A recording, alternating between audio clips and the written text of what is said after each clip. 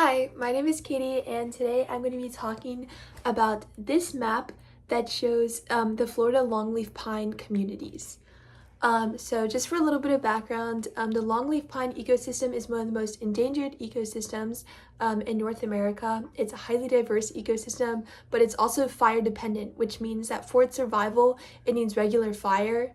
But due to development and the fragmentation of this ecosystem, it makes it harder for fire to take place just because they can't do controlled burns when it's like right next to like neighborhoods and stuff like that, which also means that other species are now able to grow and take over those communities.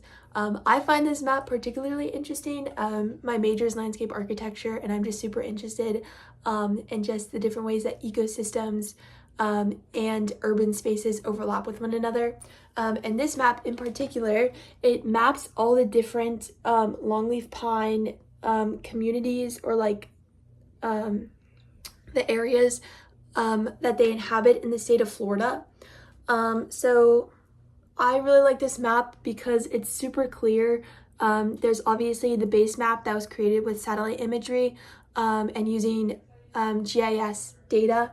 And then just, I assume through a different series of like computer programs and then their own research, they went in and were able to map the areas that have these longleaf pine communities. So if you zoom in, you can see that it uses polygons, which would be vector data. And then within this, as a designer, I like to think about like the best way to communicate visual data. And so for these,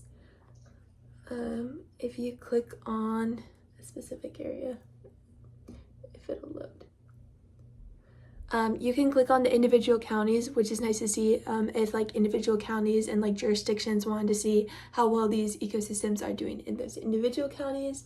And then also each of these like areas is made up of a bunch of small polygons that you can actually click on.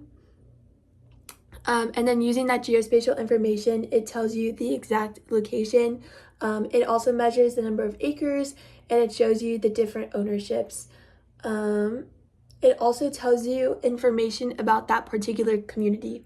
For example, this one is located in Washington County. It also shows the owner and whether or not they're partnered with the Florida Wildlife Corridor Foundation, which is the website that I found this map on.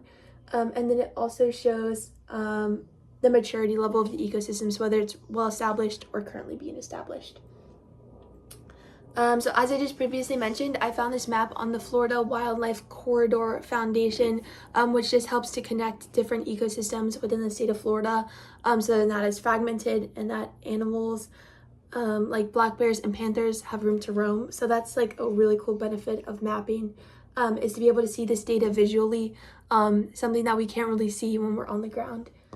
And then as well, this specific map comes from the Florida Natural Areas Inventory Geospatial Open Data.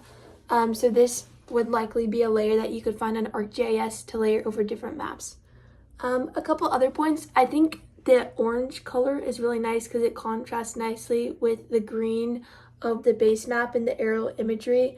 But I think something that would be cool is if they differentiated the color between the different maturity levels of the ecosystems. So like younger ecosystems could be like a red color, and then more mature ecosystems could be a green color. But yeah, this is the map that I found for my case study on the Florida longleaf pine communities. So thank you for watching.